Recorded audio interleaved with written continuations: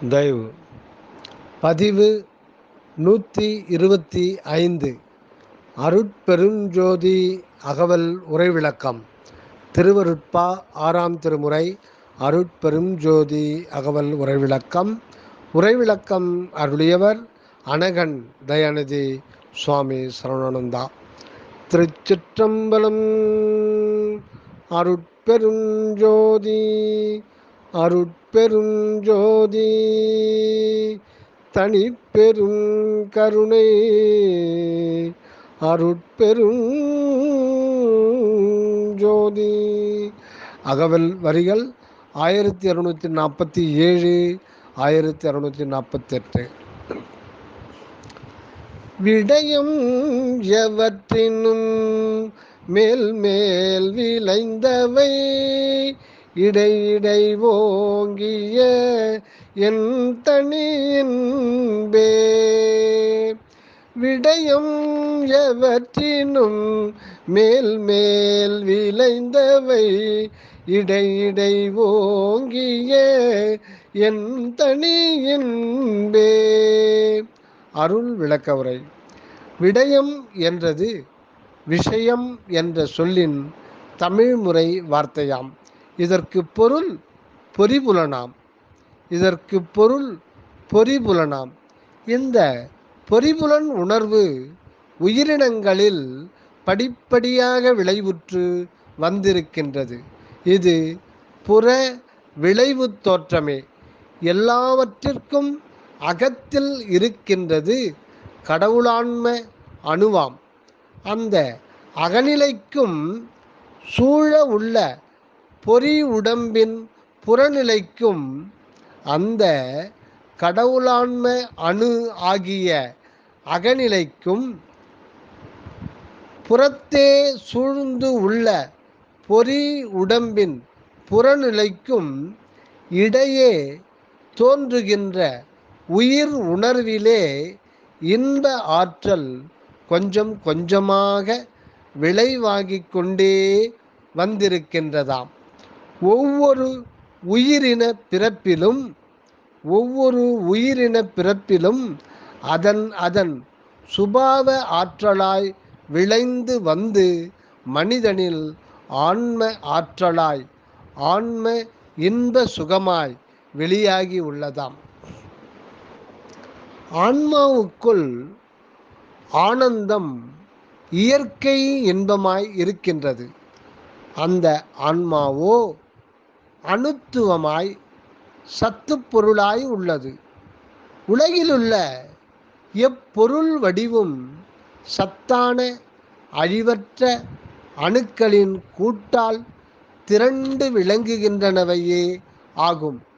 சாதாரணமாய் அணுக்கள் அழிவதும் ஆவதும்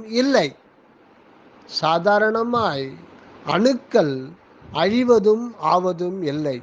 ஆனால் அணு திரளால் தோற்றுகின்ற வடிவங்களே ஆவதும் வளர்வதும் தேய்வதும் அழிவதும் மறுபடியும் அப்படியே தொடர்ந்து ஆவதும் அழிவதுமாயிருக்கின்றதாம். இதனால் நம் ஆன்ம அணுவே அழிவற்ற சத்து பொருள்.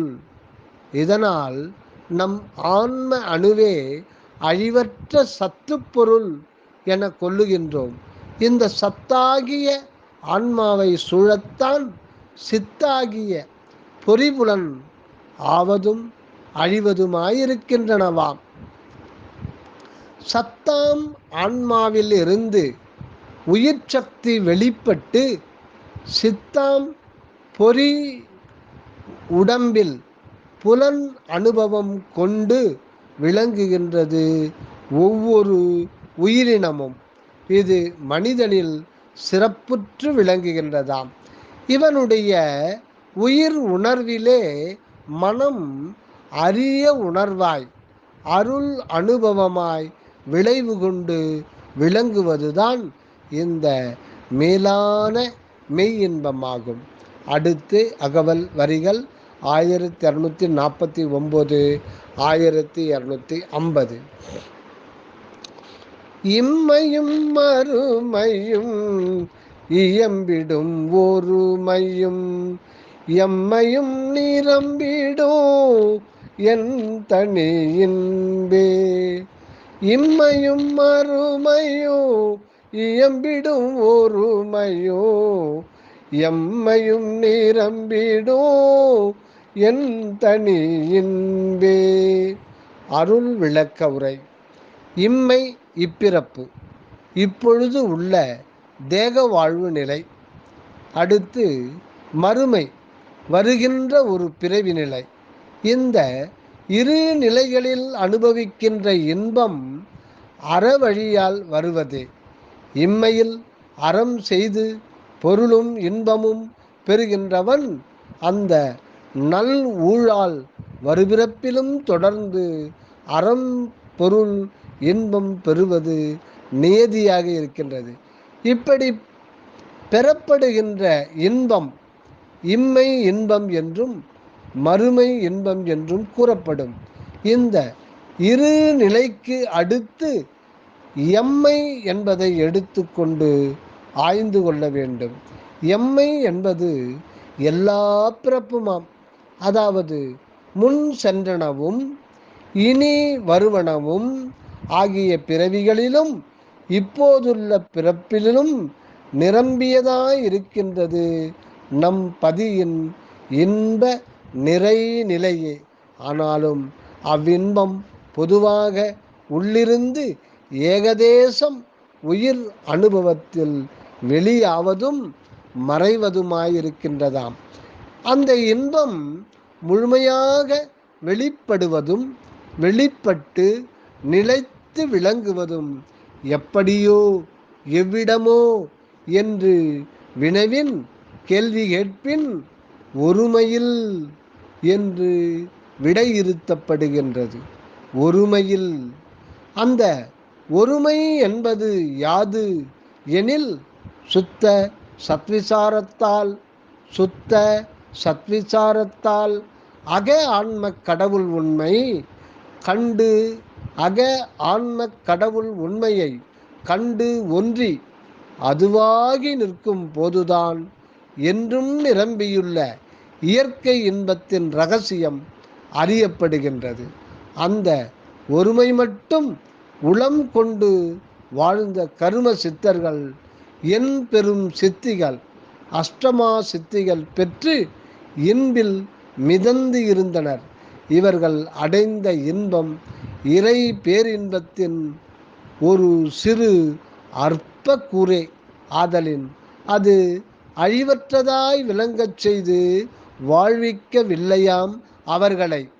அப்படி நித்தியானந்த வாழ்வில் நிலவச் செய்வதற்கே இப்பொழுது சுத்த தயா சன்மார்க்கம் வெளிப்பட்டிருக்கின்றது. இந்த தயா ஒருமை கொண்டு அகத்தே நின்று இந்த தயா ஒருமை கொண்டு அகத்தே நின்று தயவு செயலோடு வாழும் போது அந்த நிறை இன்பம் நமக்கு சொந்தமாவதாம். இந்த தயா ஒருமையினால் அன்றி இம்மை மறுமை எம்மை எதிலும் மெய் இன்பத்தின் உண்மைகள் கண்டுகொள்ள முடியாது என்பது தெளிவு. அடுத்து அகவல் வரிகள் 1251 1252. முத்தர்கள் சித்தர்கள் சத்திகள் சத்தர்கள் முத்தர்கள் சித்தர்கள் சத்திகள் சத்தர்கள் எத்திரத்தவர்க்குமாம் என் தனி இன்பே. எத்திரத்தவர்க்குமாம் என் தனி இன்பே. அருள் விளக்க உரை. ஒவ்வொரு நிலையினருக்கும் அவரவர்களின் லட்சிய சித்தியே இன்பப் பேராக கருதப்படுகின்றதாம். இங்கு உலகியலாரை குறிக்கவில்லை. ஏனெனில் சாதாரண மனிதனின் வாழ்க்கையின் குறிக்கோளாகும் புல போக இன்பத்தின் தரமும் மிக அற்பமே ஆகும் என்பதை அறிவோம். ஆதலின் அவற்றை பற்றி சொல்லி தெரிந்து கொள்ள வேண்டும் என்பது இல்லை. ஆகையால் அவைகளை விட்டுவிட்டு மேற்பட்ட சிறப்பியல்பினரின் லட்சிய சித்திகளால் வரும் இன்பத்தை பற்றியே இங்கு குறிப்பிடுகின்றார். முக்தர்கள் ஜீவன் முக்த நிலையிலிருந்து மேல் விதேக பரமுத்தியை லட்சியமாக கொண்டு முயன்று அடைவதே பேரின்பமாக கருதுகின்றனர். சித்தர்கள் அற்புத சித்து வல்லபத்திரம் பெற்று ஆனந்த சித்தாடி அடங்குவதே பேரின்பமாக எண்ணுகின்றனர். இவை போன்று எப்படிப்பட்டவர்களும் விரும்புகின்ற இன்பமும் ஏகதேசமே அன்றி அது இயற்கை நிறை இறை இன்பமாகாது. இந்த எல்லோருடைய இன்பமும் அந்த அருட்பேரின்பத்தின் அணுச்சிதறல்களே ஆகும் என இன்று அறிந்து கொள்ளுகின்றோம்.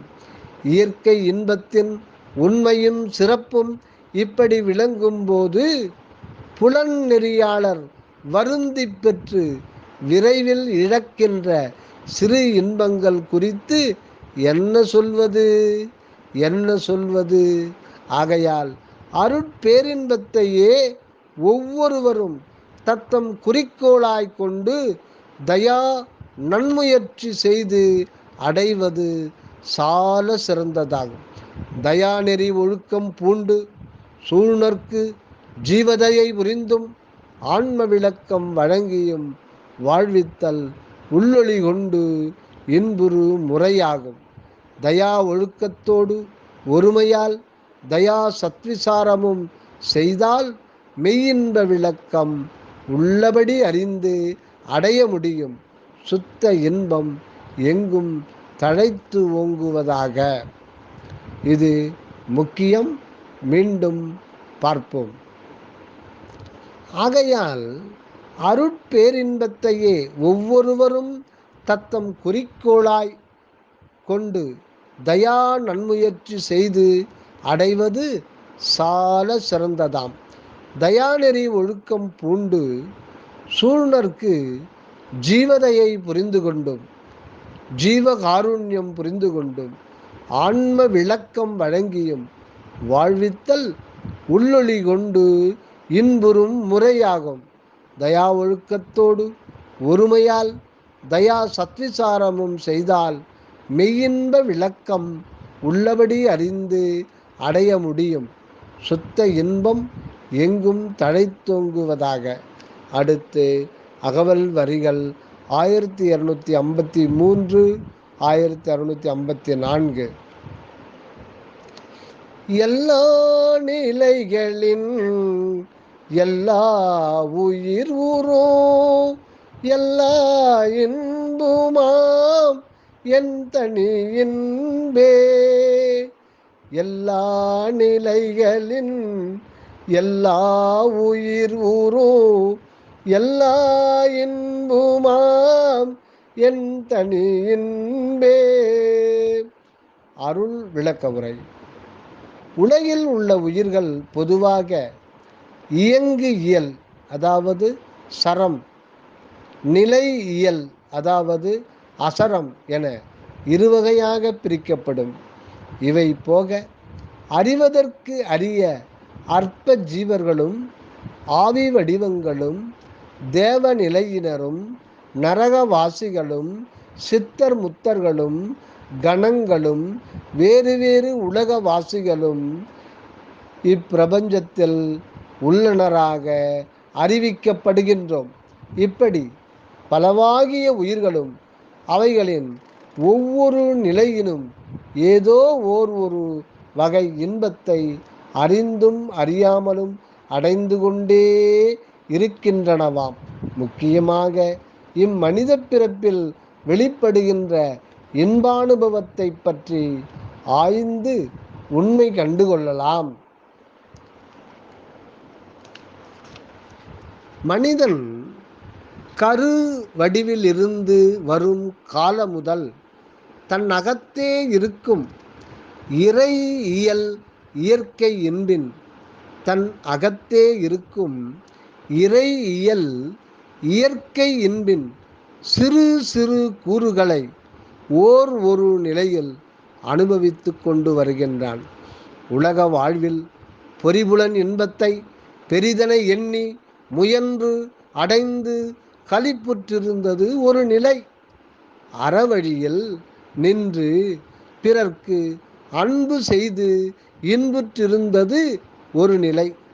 தவயோக மார்க்கத்தில் பெரும் சாதனை புரிந்து அடைந்த யோக ஞான சித்திகளால் பெற்றிருந்த இன்ப நிலை பெரியதாக கொண்டாடப்பட்டது. இந்த வகை இன்பங்கள் எல்லாம் நம் இறை அருட்பேரின்பத்தின் அற்ப கூறுகளே என்று இன்று அறிகின்றோம். இப்போது மனிதன் திருவருளாலே ஏறா நிலைமிசை இயல்பாய் அமைந்திருப்பதை அறிந்து கொள்ளுகின்றான். அந்நிலையில் தானும் இறைவனும் இரண்டற்ற ஒன்றாய் இருப்பதையும் உணர்கின்றான். அந்த இறையியல் தானே இயற்கை இன்ப நிறைவுடையது என்பதையும் அறிவிக்கப்பட்டுள்ளான். இதனால் இதுகாரும் பொறிபுலன் இன்பை துய்த்து கொண்டிருந்தது எவ்வளவு அறியாநிலை என்பதை ஓர்ந்து மேல் நிலையிலிருந்து அருள் இன்பம் கொள்ள முனைகின்றான். அந்த இன்பம் நிறைவு பெற இந்த உலகில் சுத்த சன்மார்க்க நெறியில் வாழ வேண்டும் என்ற உண்மையை கண்டு ஏற்றுக்கொள்ளுகின்றான்.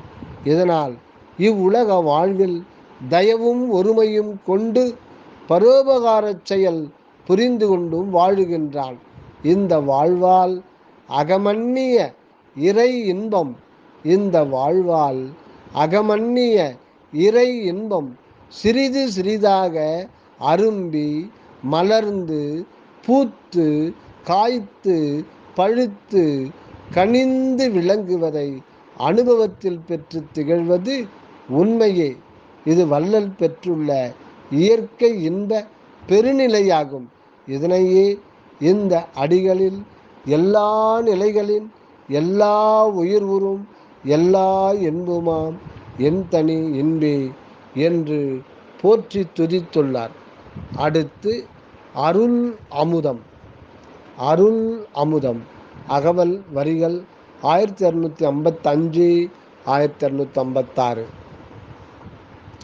கரும்புரு சாரும் கனிந்த முக்கணியின் விரும்புரு ரதமும் மிக்க தீம்பாலும். கரும்புரு சாரும் கனிந்த முக்கணியின் விரும்புரு ரதமும் மிக்க தீம்பாலும். அருள் விளக்க உரை. நமது அருட்பெருஞ்சோதிபதி சக்தியை சச்சிதானந்த நிலையில் கண்டு போற்றி கொள்ளப்பட்டது முன் தலைப்பின் கீழ்.